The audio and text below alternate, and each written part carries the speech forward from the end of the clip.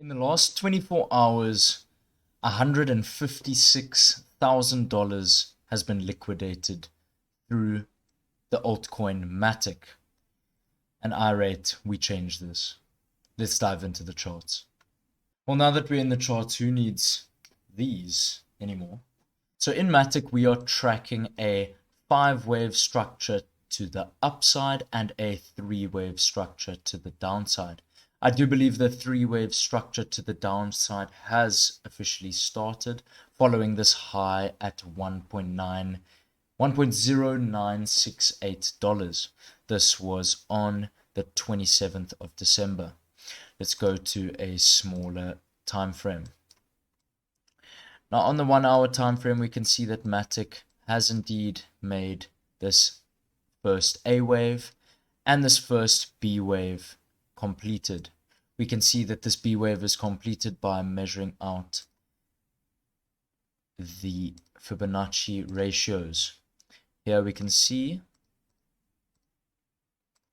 that it met the minimum requirement of 0.618 for this B wave. B waves can actually retrace from 0.3282 to 0.618, and then they can be overshooting. So MATIC's B wave hit this target level perfectly. Remember, so how Elliott Wave Theory works is we track a market move of a 5-wave to the upside. This 5-wave move to the upside is called an impulse. Then after that, we track a 3-wave move to the downside, an A, a B, and a C. Each one of these different waves have their targets of Fibonacci levels, so we can apply these to the charts. So let me just delete and delete. So on the charts, if we zoom in, as I said, we've finished this B wave to the upside, and now we have started the C wave. In the C wave, we should have a 1, 2, 3, 4, and 5 waves in the C wave. The C wave at the moment is targeting out this range from 0.3447 to 0.58. This is quite a big move from where we are right now, as this would be a 32% correction. If we zoom in, we can see that in this wave 1, we have tracked a 5-wave move to the downside, a 1, a 2, a 3, a 4, and a 5. This 5-wave move might not be over, as this could be a larger degree wave 4, but at the moment we do consider it being over. Following this 5-wave move to the downside in the wave 1, we can see that a wave A has occurred in 5 waves and a wave B is unfolding, which actually might have just finished unfolding here, and a wave C could be next. This next C wave could be a 5-wave move, which we expect it to be a 1, a 2, a 3, a 4, and a 5. This would overall complete this larger degree wave 2. Now, how do we know that this A wave is complete? Well, we can measure it. We can measure that this wave 2 should have retraced from 0.5 to 0.786. So if we measure this out, we can actually see that this retraced almost perfectly into this box here. Now we can also measure this wave 3, which is 1 to 1.618 of the wave 1. So we can measure this out down to the low of the wave 2.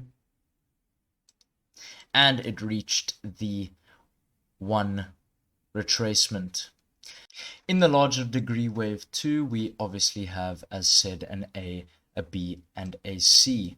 Now we can see if this B wave might indeed be over, as it should target out, well, this is the wrong one, it should target out about this 0.618 retracement zone. So wave B's, as I've said in the previous videos, are very, very unreliable. Wave Bs can overshoot, and wave Bs can end up going to the 1 to 1.618 retracement zone. Now that would be all the way down here, which I doubt this would occur in this market structure right now, but it is a possibility. So never, please, never, never, never trade a wave B. It is very dangerous in this market, and setting up long orders here would be a dangerous move, as this could retrace a lot further. Now, if this wave B is indeed finished, or we can quickly delete these microwaves here. If this wave B is indeed finished, we would now track a 5-wave move to the upside. This 5-wave move to the upside would set a target of, we can measure it from top of the wave A, bottom of the wave B, to the 1.1 to 1.618 retracement, which lands perfectly in our box for the wave 2, which is the 0.5 to the 0.786 retracement zones. On the 30-minute time frame, we can see that the RSI is oversold. This can be an indicator that means an upward move is to follow. If we go to the higher degree time frames, also sitting at an oversold level, and if we look at the 4-hour, also at an oversold level. This push in the wave C could end up having the RSI overbought, therefore showing a move down in the wave 3 could then occur.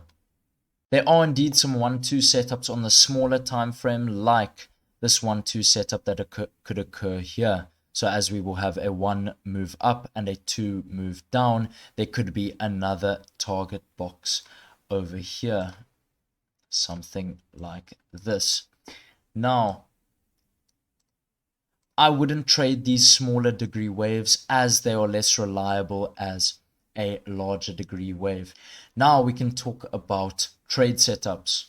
So trade setups in this market structure is quite promising due to multiple 1-2 setups, which leads us for the sharpest degree of a market move, the wave 3. So there were multiple wave 2 setups that occurred here, a wave 1 and a 2 in the wave 1, which could have been a perfect setup if you had gone in, because this is from the 0.5 to 0.786, which it perfectly played out. This would have been a short, making you to the low of the wave 1, a 12% return without leverage, which would have been quite a good trade.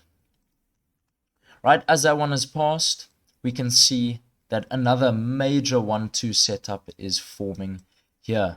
So what I recommend we do is we scale in similar to a triangle as always,